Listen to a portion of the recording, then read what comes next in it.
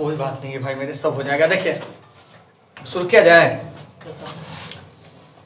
चलिए देखिए आज के सेशन का, ठीक है ना, कि जो सबसे पहला प्रश्न है वो आपसे क्या पूछा जा रहा है कि सुरक्षा परिषद में अस्थायी सदस्यों की जो संख्या है वो आपको कितनी है। ऑप्शन सुनिए, अस्थायी सदस्य पूछा है 5, उसके बाद कह रहा है आपको 7, उसके बाद कह रहा है 10, उसके बाद 15। तो सुरक्षा परिषद में जो अस्थायी सदस्य है उसकी संख्या जो है वो आपको कितनी है, तो 5 है। कितनी है, 5 है। तो इन चीज़ों को आपको अच्छे से क्या करना है, याद रखना है, ठीक है ना। दूसरी बात कि सुरक्षा परिषद जो है क्या, ठीक है ना। तो सुरक्षा परिषद जो है संयुक्त राष्ट्र संघ का क्या है कि आपको एक प्रमुख अंग है। क्या है, प्रमुख अंग है, ठीक है ना, जिसका काम है विश्व में शांति व्यवस्था को क्या करना, स्थापित करना। और ये जो सुरक्षा परिषद है इसे दुनिया का पुलिसमैन के नाम से भी हम लोग क्या करते हैं, जानते हैं। तो इसमें जो सदस्य होते हैं दो प्रकार के, एक आपको अस्थाई और एक जो होते हैं अस्थाई, ठीक है ना।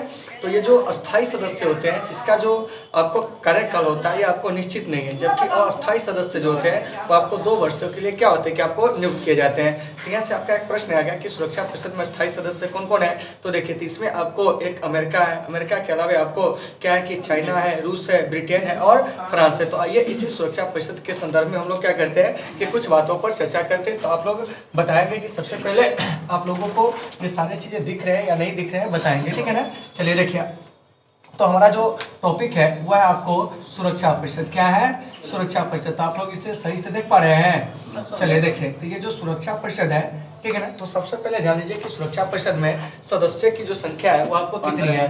तो सुरक्षा परिषद में जो सदस्य की संख्या है वो आपको 15 है। क्या है, 15, यानी कि सुरक्षा परिषद में टोटल सदस्य कितने हैं, 15 है। और इसमें आपको 2 प्रकार के सदस्य होते हैं, याद रखिएगा। एक जो है आपको अस्थाई सदस्य, क्या है, अस्थाई सदस्य, ठीक है ना। एक कौन सा सदस्य है, अस्थाई सदस्य, और एक जो है वो आपको अस्थाई सदस्य है। क्या है, अस्थाई सदस्य थे। इस बात को आपको अच्छे से याद रखना है, ठीक है ना। तो देखिए अस्थाई सदस्य की जो संख्या है वो आपको 5 है। तो क्वेश्चन पूछा जाएगा कि सुरक्षा परिषद में अस्थाई सदस्य की संख्या कितनी है, तो हम क्या कहेंगे, तो आपको 5 है। कितनी है, 5 है। और अस्थाई सदस्य जो है इसकी संख्या जो है आपको कितनी है, तो 10 है। क्या है, 10 है। तो यहाँ से प्रश्न आएगा कि सर अस्थाई सदस्य जो है वह 5 कौन कौन है, यह थोड़ा बताइए, ठीक है ना।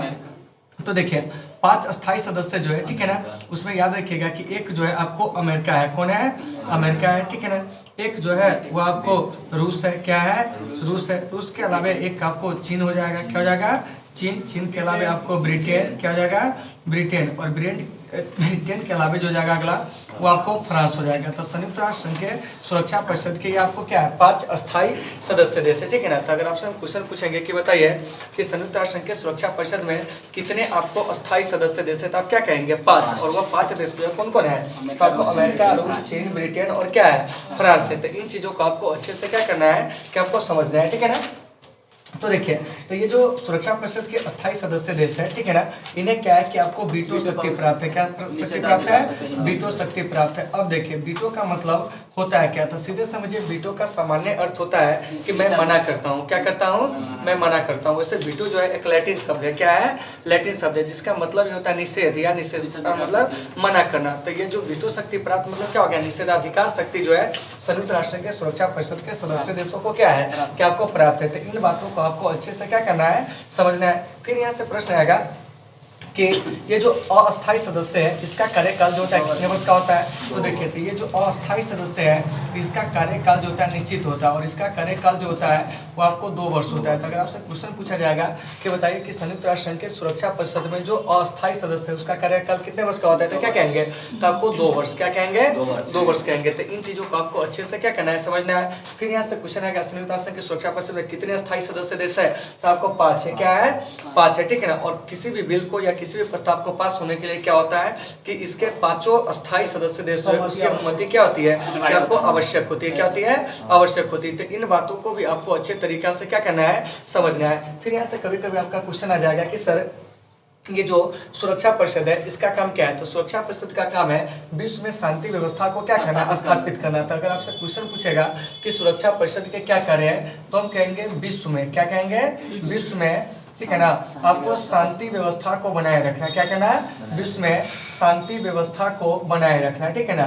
क्या करना, शांति व्यवस्था बनाना, वो जो काम है वो किसका है, तो आपको सुरक्षा परिषद को। इसीलिए सुरक्षा परिषद को दुनिया का पुलिसमैन कहते हैं। क्या कहते हैं, दुनिया का पुलिसमैन कहते थे। इन बातों को भी आपको अच्छे से क्या करना है, समझना है। फिर यहाँ से कभी कभी क्वेश्चन पूछ लिया जाएगा कि बताइए कि ये जो आपको क्या है, सुरक्षा परिषद है, ठीक है ना, ध्यान से सुनिएगा, ये सुरक्षा परिषद किसका अंग है, तो यह आपको संयुक्त राष्ट्र संघ का क्या है कि आपको एक अंग है। तो देखिए, तो संयुक्त राष्ट्र संघ से भी कुछ क्वेश्चन पूछे जाते हैं, उसको आप लोगों को क्लियर कर लेना है। तो सबसे पहले जानिए कि संयुक्त राष्ट्र संघ को हम लोग कहते हैं यूएनओ, क्या कहते हैं, यूएनओ कहते हैं, ठीक है ना, ध्यान से सुनिएगा। तो ये जो यूएनओ है, इसका जो गठन हुआ था 24 अक्टूबर 1945 को द्वितीय विश्व युद्ध के बाद विश्व में शांति स्थापित करने के उद्देश्य से। फिर यहाँ से क्वेश्चन पूछा जाएगा, यूएनओ के संस्थापक सदस्य देश जो है वो आपको कितने थे। तो यूएनओ को जो संस्थापक सदस्य देश थे वह आपको 50 थे। क्या थे, 50 थे। हालांकि इसके कुछ ही दिन बाद क्या हुआ था, स्थापना के कुछ ही दिन बाद क्या हुआ था कि आपको पोलैंड जो था वह इसका 51वां सदस्य देश बना, और हमारा भारत भी जो है संयुक्त राष्ट्र संघ का संस्थापक सदस्य देश है। कहने का मतलब हुआ कि भारत जो है संयुक्त राष्ट्र संघ का जो सदस्य है आपको 30 अक्टूबर, ठीक है ना, याद रखिएगा, 30 अक्टूबर 1945 से हमारा जो भारत है वो आपको क्या है, तो संयुक्त राष्ट्र संघ का सदस्य देश है। तो इन बात को याद रखना है। संयुक्त राष्ट्र संघ की स्थापना कब हुई थी, 24 अक्टूबर 1945 को। इसीलिए हम लोग क्या कहते हैं कि 24 अक्टूबर को संयुक्त राष्ट्र संघ दिवस जो है वो आपको क्या करते हैं, मनाते हैं। क्या करते हैं, मनाते थे। इन बातों को अच्छे से याद रखना है, ठीक है ना।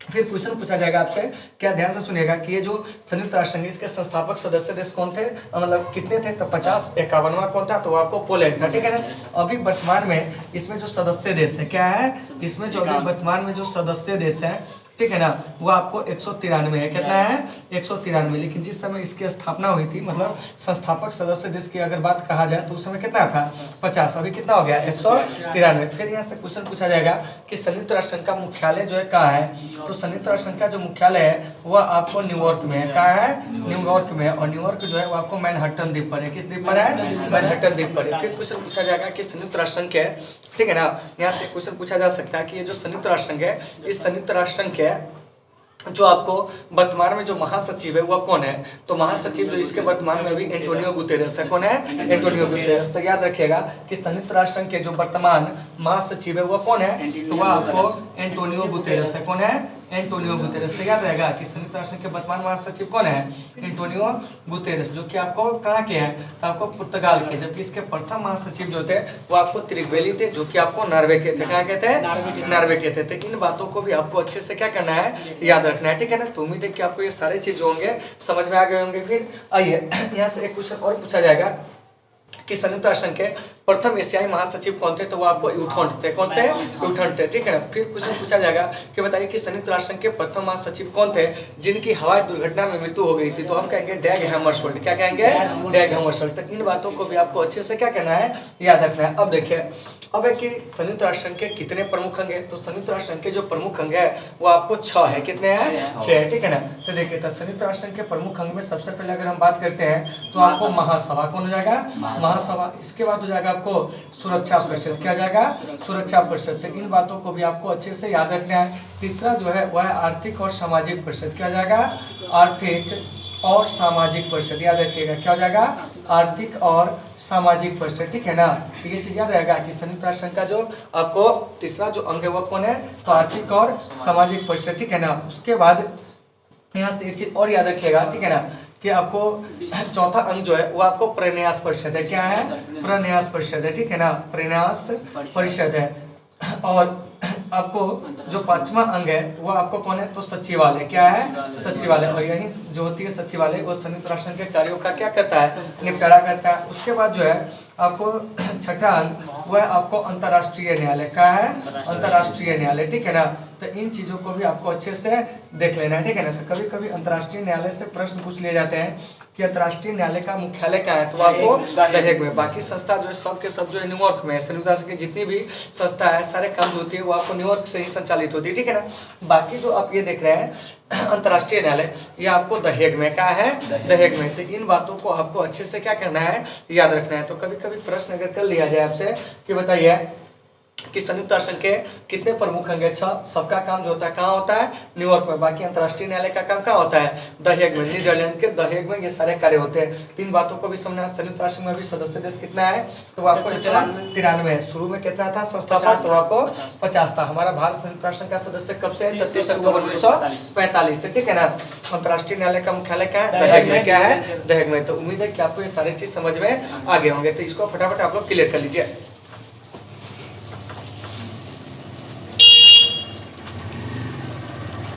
देखिए अगला प्रश्न जो है हमारा क्या कह रहा है, ध्यान से सुनिएगा, ठीक है ना।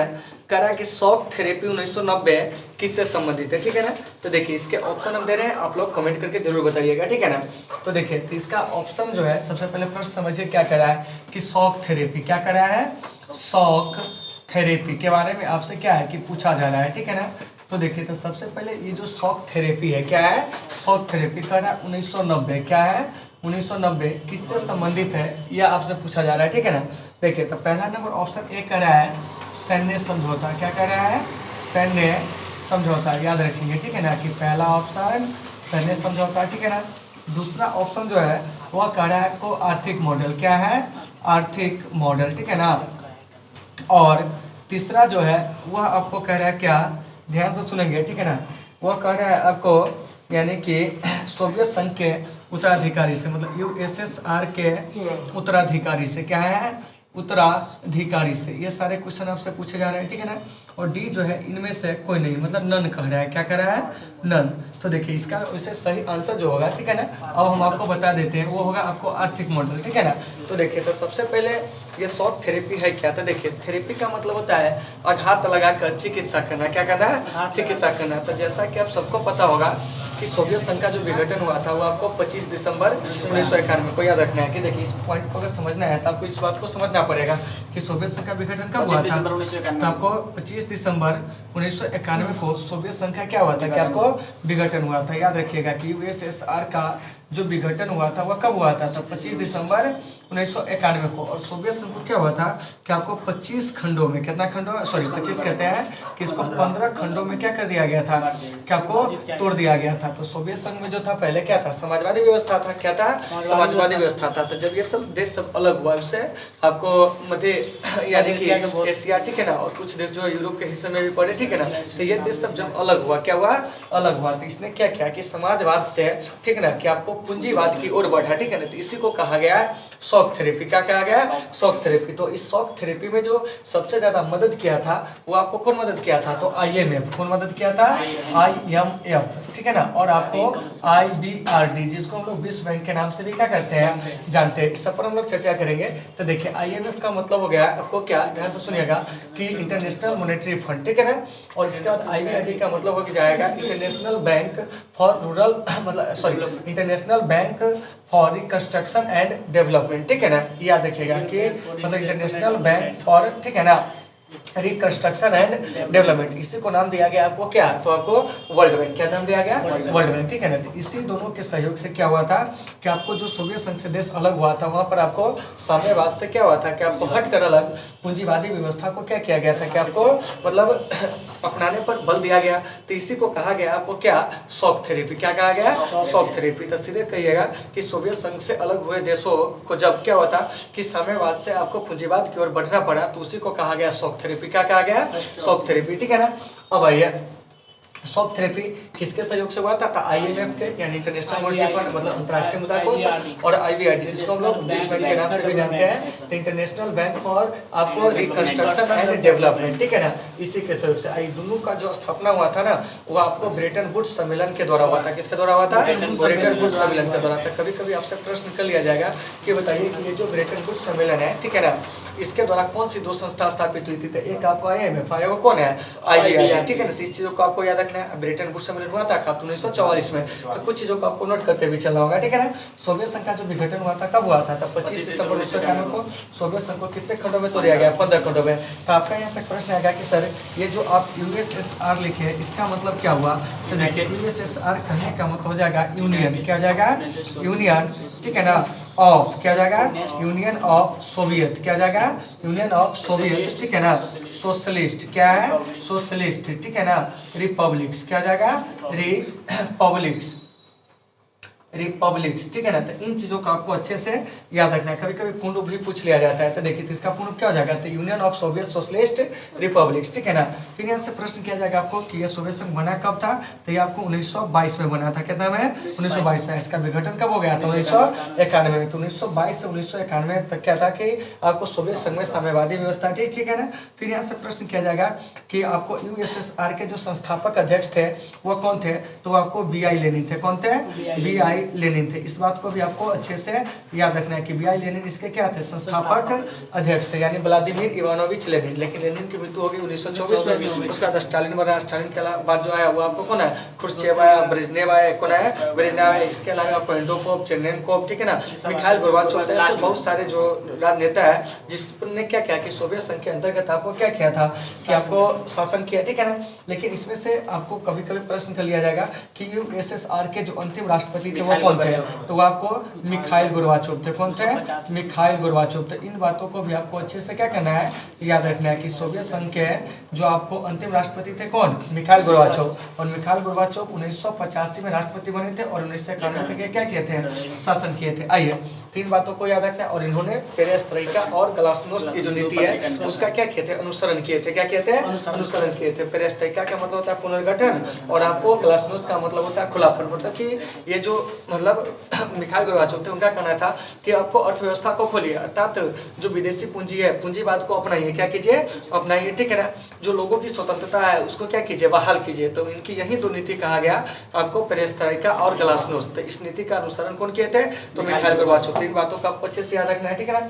फिर देखिए ये नंबर ऑप्शन में था सैन्य समझौता। तो देखिए तो भविष्य में बहुत सारे सैन्य समझौते हुए जिसके बारे में हम लोग क्या करेंगे कि आपको चर्चा करेंगे। जैसे कि देखिए अमेरिकी नेतृत्व में भी कई सारे आपको सैनिक संगठन बने थे, जैसे नाटो हो गया, ठीक है ना।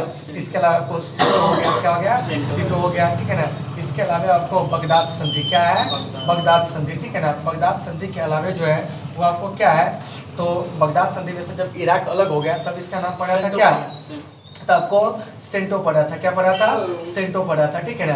तो देखिए तो ये सभी जो है आपको सैनिक गुट है। क्या है, सैनिक गुट है। और उस समय हमारी दुनिया दो गुटों में बटी थी, एक आपको क्या था, अमेरिका, और एक जो था सोवियत संघ। इसी दो गुट में बटा हुआ था दुनिया, ठीक है ना। कुछ देश पूंजीवाद को समर्थन दे रहा था तो कुछ देश जो था वो आपको साम्यवाद को क्या कर रहा था कि आपको बढ़ावा दे रहा था, ठीक है ना।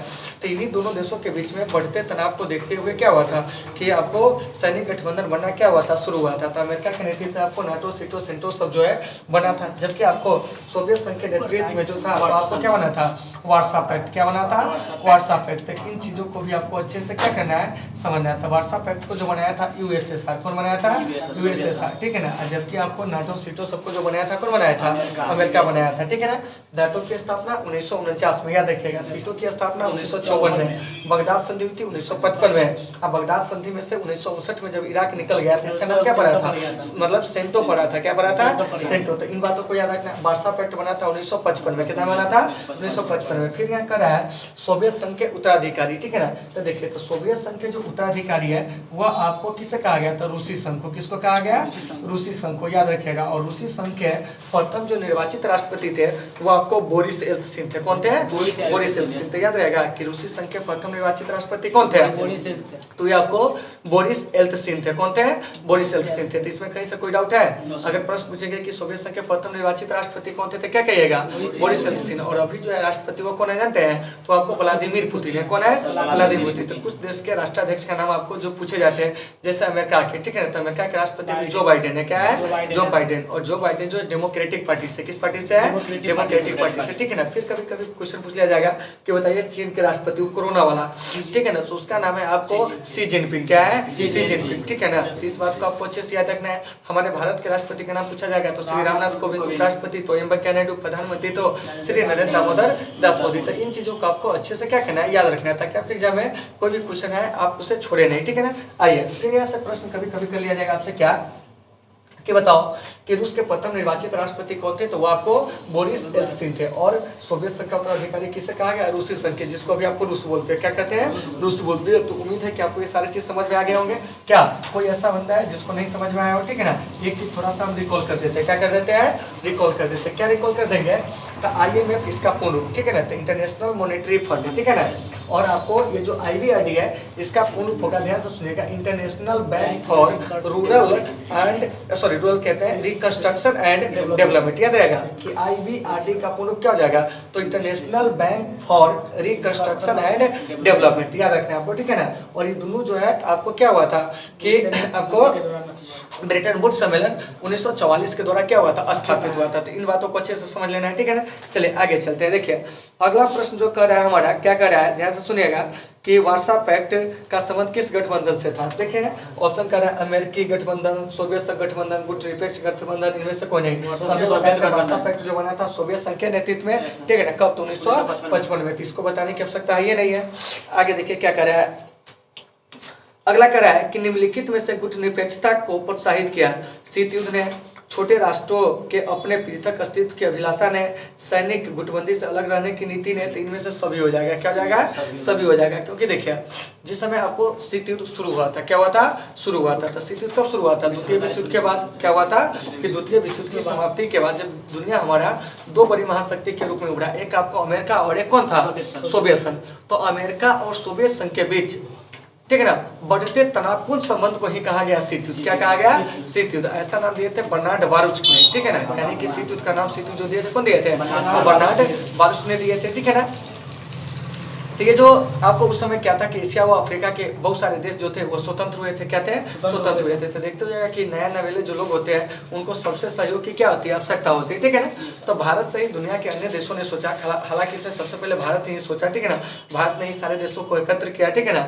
तो भारत के जो प्रधानमंत्री थे पंडित जवाहरलाल नेहरू, ठीक है ना, उन्होंने क्या किया कि आपको जो मिस्र के राष्ट्रपति थे कर्नानासिर, इंडोनेशिया के राष्ट्रपति डॉक्टर सुकर्नो, ठीक है ना, घाना के राष्ट्रपति जो थे एनक्रुमा, क्या थे, एनक्रुमा, ठीक है ना। इसके अलावा यूगोस्लाविया के मार्शल टिटो, और सभी लोगों से उन्होंने क्या किया, गठजोड़ किया। क्या किया, गठजोड़ किया। और इन लोगों ने विचार किया कि हम दुनिया के दोनों महाशक्ति से अलग रहेंगे। क्या रहेंगे, अलग रहेंगे। तो इसी को कहा गया आपको गुटनिरपेक्ष आंदोलन। क्या कहा गया, गुटनिरपेक्ष आंदोलन। तो गुटनिरपेक्ष आंदोलन के जो जनक कहे जाते हैं वो कौन कहे जाते हैं, तो आपको पंडित जवाहरलाल नेहरू, ठीक है ना, मतलब मुख्य रूप से, ठीक है ना। इसके अलावा आपको कर्नानासिर, ठीक है ना, मार्शल टिटो, ठीक है ना, इसके अलावा आपको एनक्रुमा, डॉक्टर सुकर्नो, तो ये लोग गुटनिरपेक्षता के नींव रखने में अहम भूमिका क्या किए थे, आपको अदा किए थे। फिर यहाँ से क्वेश्चन पूछा जाएगा कि बताओ कि गुटनिरपेक्ष देशों का पहला शिखर सम्मेलन कहाँ हुआ था, तो हम कहेंगे आपको 1961 में बेलग्रेड में।